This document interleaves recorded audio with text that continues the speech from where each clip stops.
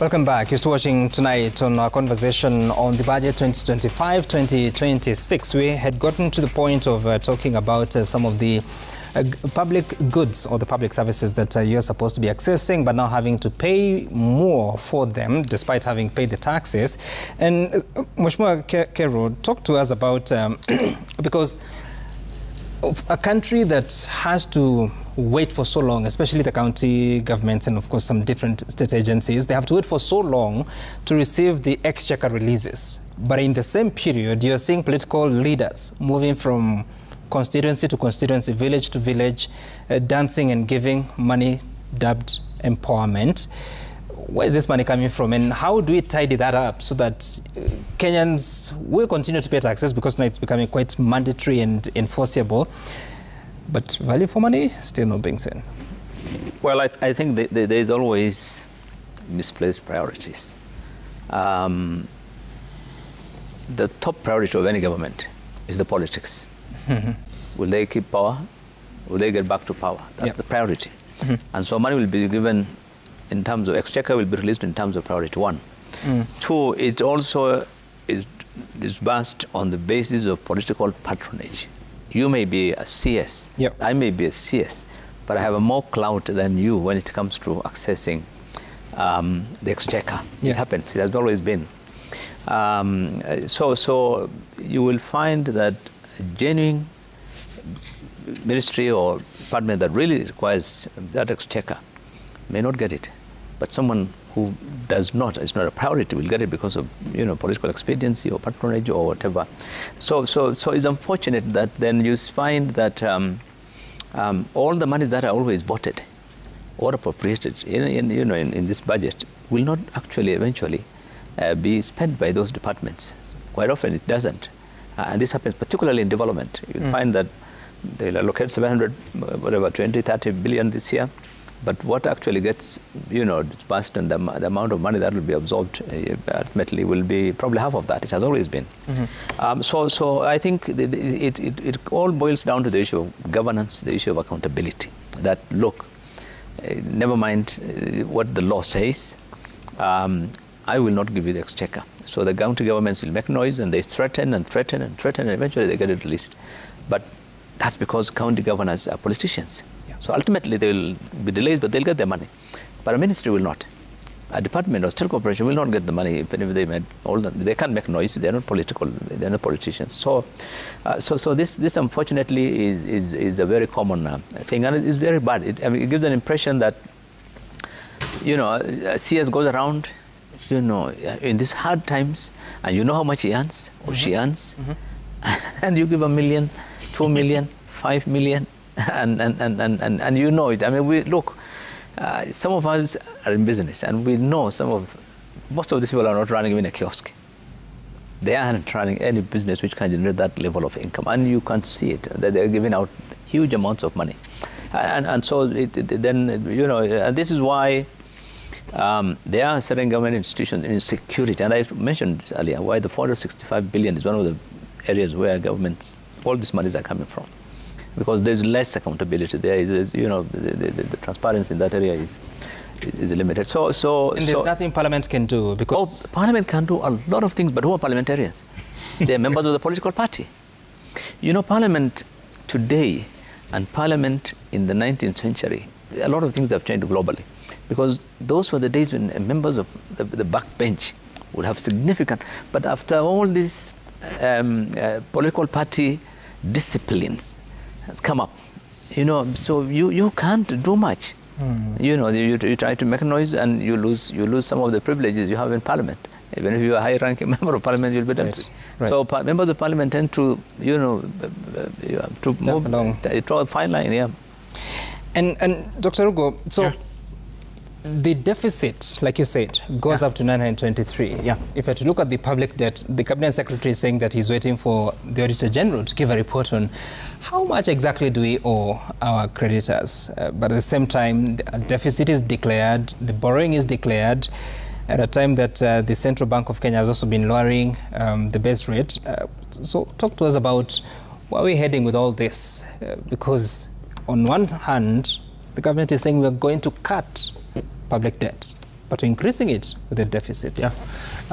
So because there is no appetite, unfortunately, of dealing with expenditure, there's actually no appetite to deal with expenditure, because as we just started, when this, on the eve of submission of the budget, and I think it's important to clarify here that Kenyans need to know that the budget was submitted in Parliament 2 months ago. I mean, a month and a half ago, 30th of April. Right. But you will remember that on the eve of that submission, there were changes that were made to cut about 126 billion. The budget that the Budget and Appropriations Committee submitted back after public participation and engagement increased that budget back by about 26 billion.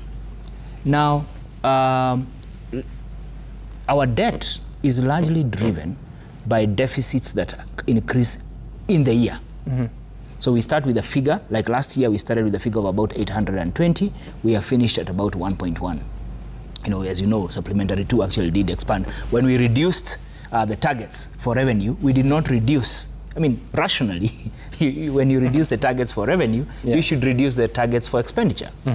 Now, because there's no, unfortunately, I don't see any appetite for expenditure rationalization and changes. In my opinion, I think we are heading to a place where, one, we are likely not to be able to pay our debts. In other words, we are headed to a default. You think so? The reason why I think so is the numbers I have just presented to you. If today your balance sheet in your house or in your business looked like the one I have just told you, where you're already starting at a negative before you have provided, you have paid school fees and the like, 1097, 1.1 trillion is interest payments. 851 of that is it's the domestic market. Where is government going? It's saying we want to borrow. Initially it was 876 as of 2 days ago. Today it's gone to 923. 630 of that will be borrowed locally. Yep. We are already saying that the employment creation is actually on a decline, because private sector that are supposed to be creating employment is not necessarily expanding. Cost of credit, and it's on record, cost of credit has been, has been going up. Even when CBK reduced the rate, it did not necessarily reduce, the cost of credit. And government already is borrowing so much. So even with the CBK, the central bank lowering the CBR rate yesterday by 25 basis points, basically means that government is likely to be now accessing credit in the local market at a much cheaper rate. Now, we are already defaulting. I think it's important to say that. Why do I say it? You see, there are two ways in which you default. You either default on your obligations to provide public services, of which we have figures of about 706 billion in pending bills. Right. And the CS today spent quite a bit of time talking about pending bills, because he acknowledges that is taking critical operation income and capital from small. In fact, he said we are going to prioritize the small, the medium, he kept mixing them, the medium, small, I'm also mixing them up, the micro, small, and medium enterprises. MSMEs. MSMEs, that to those ones. Acknowledging that pending bills is a big challenge. Yeah. But Sam, let me draw you to another number. When you look at the state-owned enterprises, I prefer entities, they also owe about 1.1 trillion. And we have the schedule that was presented together with the debt. If you put those two figures, you're already at 1.8 trillion. If you put those as obligations that are owed, those are not pending bills. These are loans that they owe to the national government. Yeah. Which definitely should be money that should be circulating. Of the figure that I talked about, the 1097, that is interest, there is a principal payment. Remember, for every borrowing you make, there is a principal payment. What is the principal payment that is due right now? About 600 billion. I mean, isn't that already a recipe for insolvency? If you were to look at, so that then... And how will you finance that principal repayment? Sorry? how will you finance that principal repayment? You have to get it from somewhere. So what do? You borrow. So this is what has been happening. Yeah. Because of the numbers I explained, this 923, remember development spending is 702 billion. Yeah. So already you have 200 billion on top, which is actually going to be recurrent. What we know, and I wish the Treasury people are here to at least clarify this, is that we are actually borrowing to finance past loans. We did that with the Eurobond last year, you saw it. Right. A loan that we took at 6%, we borrowed at 10% to pay it off. And therefore, but it will come to a point where, after doing this branch, Tala, Fuliza, you finally get your hands tied. Because you are then not able to provide public services. And that's what I'm saying. I feel like we are already defaulting. All these pending bills is a default. For sure. It's only that we are not treating them as a fast charge. Because we still want to look like a function. It's interesting, actually, last week, allow me just to say this as the last thing. Last 2 weeks ago, the World Bank launched the Public Finance Review report. And during that launch, the representative spent some time talking about why default is a road we must not entertain. But they give scenarios, and I don't have time for that. Yeah. The same week, the president said we are not going to default, which then tells you that there is already a concern that our fiscal space has shrunk, is getting tighter and tighter. Something will have to give at some point. Right. Either we don't provide more services, or we then decide, how do we restructure? Okay, let me use a softer word. Yeah. How do we restructure our obligations? And people do restructure their obligations. Either you take cheaper loan and offset the expensive loan, or you increase the term, or that, or swap as they were. But the critical part is, this time you are going to buy, when you're doing all this restructuring, what do you do with it? Okay. So a long answer, but I think it's important to expound. Sure. And Honorable Kero, so then, because the government, and I've had this for a very long time, the economy remains resilient, has been resilient. I've had that since, I think, the Cabinet Secretary for Treasury, that time Henry Rotich, back in 2013, thereabout. Even today I had it. Then fiscal consolidation, cutting expenditure as well as raising revenue, or both. What must we do? Because yes, saying that we are not going to introduce new taxes, but in the other finance bill, there are a few things that we are seeing. How do we salvage the situation while also reflecting on what Dr. Rugo is talking about with the public debt? Well, we've answered it. I don't know how many times you want us to answer. We said the government must rationalize its expenditure. That we must cut down the size of government. Look, it never, I don't know, but there seems to be an impression in this country that government must be seen to be doing everything. Look, when they came up with the housing thing, we were here, we discussed, and we said, look, nobody's saying we don't need houses, but that can be done by the private sector. Incentivize them, let them do it. Must the government do everything? They don't have to do everything. But if you say that, look, we are the experts, you must give us all the money and we'll tell you what needs to be done. Every day you're expanding government. We are doing everything. It can't work. And so what will happen is, you're killing enterprise. Let me tell you, today businesses are suffering. The amount of money businesses need from government is not just the 570 that he talked about of pending bills. That's only national government. Yeah. Then you add a similar number from the counties, maybe. Then you have refunds for VATs of 150 billion. Then now when you add the state corporations, I mean, you have over 2 trillion belonging to businesses that this government is not giving people. And these things, how much more impact would it make on the GDP? It's huge. So I think the issue really for me is, yes, the government talks about, the fiscal consolidation and all those things, but the bottom line is, unless there's a fundamental change in the mindset of the leadership that, look, we can do things differently. We must not do things the same way that we've been doing. That government must be looking for revenue all the time. And, and revenue all the time, you can't balance it. You can't see. But they keep repeating, by the way, on national TV that for every 65% of our revenue is being spent on servicing loans. They keep repeating it. Yep. But then if that is the case, then why are you expanding government? Why are you putting us into, you are digging the hole deeper and deeper and deeper. So I think the things that the government needs to do is, the most important priority is rationalize the public service and deal with that leakage, either through wastage or inefficiencies or corruption. I think there are many, we've talked about this and nobody wants to really, even when the minister was talking a short while ago, you saw him, he started by talking of the revenue.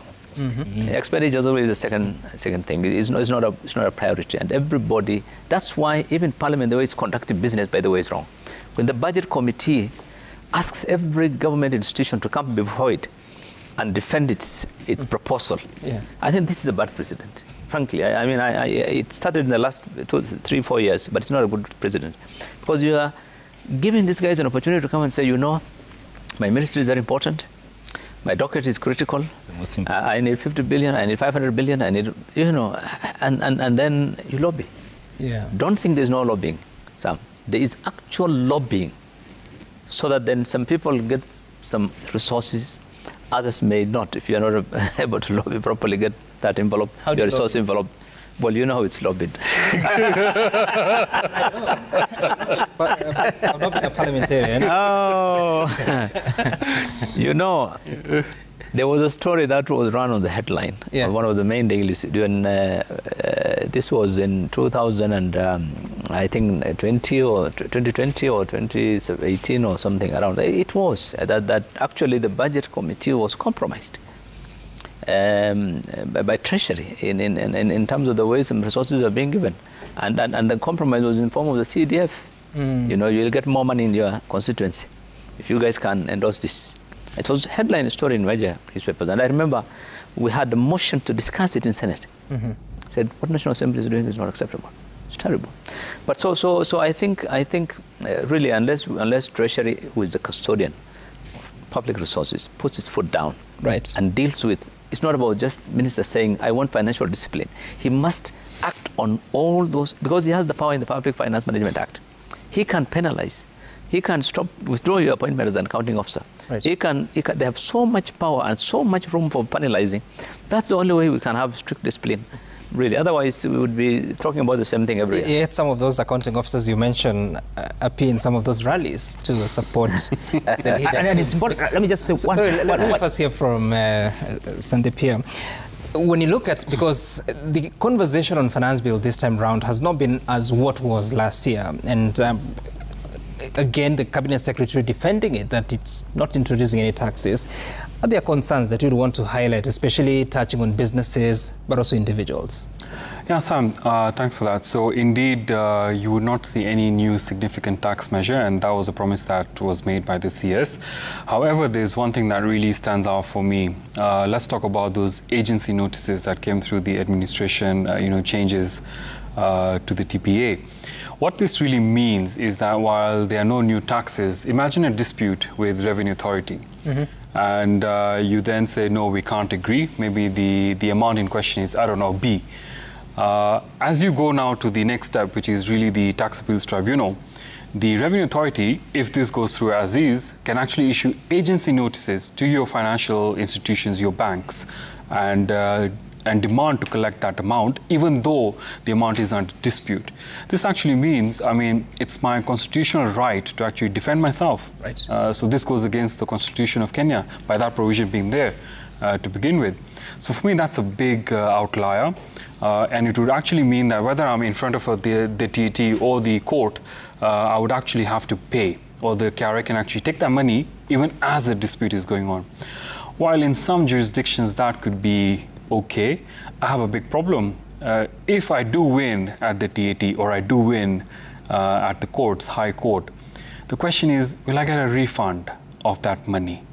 That's the biggest question. The second one is, can I even afford it?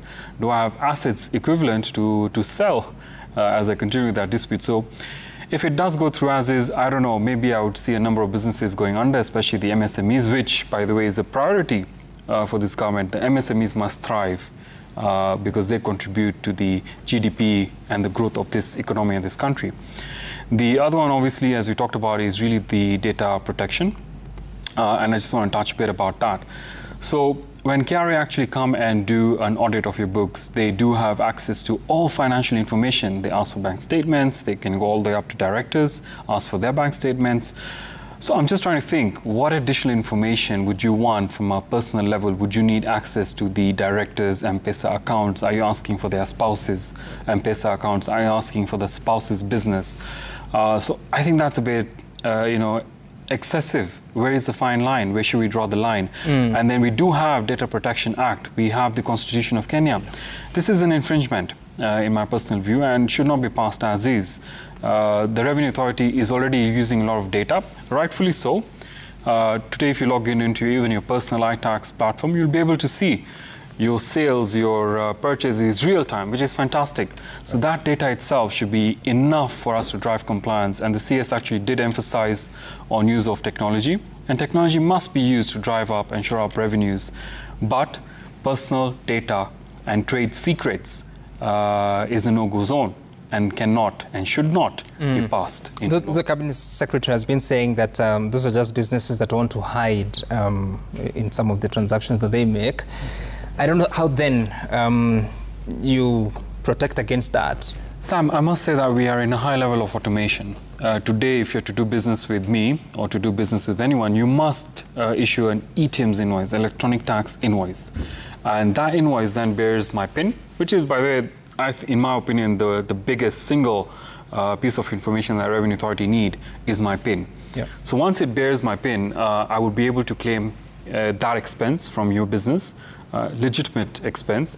If I do not have an ETIMS invoice, and yes, Revenue Authority possibly have not yet figured out on how they're going to go through thousands of transactions for manufacturers in a single day to then suss out which was ETIMS supported and which is not. However, I guess with now this whole dashboard that I talked about, they might be able to do a bit of quick analysis. But with the level of automation, Sam, I'm pretty sure that level of compliance would already be there. So accessing personal data and trade secrets, by the way, in Nigeria, for example, it's a no-go zone. If I have a trade secret in terms of, and trade secrets is a strong word to use, but let me say if there's a way of formulating a particular product, I don't know, whatever the product could be, and I've combined various chemicals, various raw materials to make my product competitive, to make it quality, and then that is leaked for some reason or the other, and maybe someone starts a similar business using my formula, I would have a problem. Would I be run out of business? Therein lies that issue. You see the risk of abuse? Yes, absolutely. Okay. Actually, it's an understatement. The only reason why that thing should not be allowed is the level of risk of abuse in this country. And we have seen it. We have seen in this administration in the past where people, have been particularly politicians, but even businessmen. So the risk of abuse of that data is so high. Even the other one you mentioned, agency notice. The level of arbitrary assessments given by KRA is just so much that you will really be, you'll be punished. It will be used for extortion. I mean, below that might be... it will be used by extortion. That might be how they, you could get closer to the 2.7 trillion as projected. And of course, if the businessman wins that case, then how then do you... You're already struggling with VAT refunds. I mean, Sam, he talked about VAT We are going refunds. to court. Yeah. Why must I pay you? You should be innocent until proven guilty. Until I'm proven guilty. Okay. We are out of time. Good. I wanted to say that if Parliament is the custodian, because of how we structured our constitution, of our public funds, because they are the ones who basically give all the rights. But the incentive, the reason why our budget is not going down is because there is an inbuilt incentive, especially for the national government. And that's why we are struggling to allocate more resources to counties, because IGTRC did a report and showed that 272 billion still remains untransferred from the national government to counties. And they published it, including the Gazette notice of what functions need to be transferred. But did you know that CDF, the national government CDF, having been declared unconstitutional, is a percentage of the national government fund. So in other words, I mean, if my income is a percentage of Bilo's allocation, I have no interest in having Bilo's allocation go down. For sure. So, and that's one of the things that has really hindered, in my opinion, the oversight role and even as we allocate more resources, for different functions in education, you see a lot of allocations in healthcare, unless you restore that ability of oversight, the sanctity of the house, to provide oversight, so that without any encumbrance, I think it will be a very difficult road ahead. Interesting. Just important to note that I think CDF has been allocated 58.8 billion shillings for the next financial year. National Government Affirmative Action Fund, which is under the Women Representatives, 4 billion shillings. One would wonder what happens to what the courts have decided, that fund should expire by 30th of June 2026. But now, in the year of expiry, there's such an allocation being made, and of course, the members of parliament are busy trying to make sure that the CDF joins the constitution. Let's take a look at the feedback that has come to us at Citizen TV Kenya. At Sam Gituku, the hashtag to use is Citizen Tonight. We start with who? This is Ruth Wasam. You say that however good budget read by Mbadi sounds, it makes no sense if we keep on hearing the same every year without transforming the lives of Kenyan citizens, but people even experiencing downward economic decline. Crispina Adams, you're saying that 700 billion shillings is more than enough to provide absolutely free quality education from primary to secondary school. Unfortunately, more than half of this will be lost at Sijogo House. We must stop budgeted for corruption. Again, you said that with prudent management of public resources, it is possible to cut down taxes to spur economic growth without so much borrowing. That 104 billion shillings to be spent on a simple SHA software is perfect example of missed priority and corruption. That's your feedback. And of course, the conversation continues in regards to the budget 2025-2026 and the finance bill of 2025. Remember, the work is not yet done. In the coming days, Parliament will be debating the budget itself, also coming up with an appropriations bill, eventually an act. At the same time, they'll be talking about the finance bill. Soon, the Parliamentary Committee on Finance and Economic Planning will be presenting its report for the sake of the other processes of enacting it. This has been Tonight. Thank you so much, Sandip, Dr. Rugo, and Honorable Kero for making time for us of this conversation. See you again soon. My name is Sam Gituku. Good night.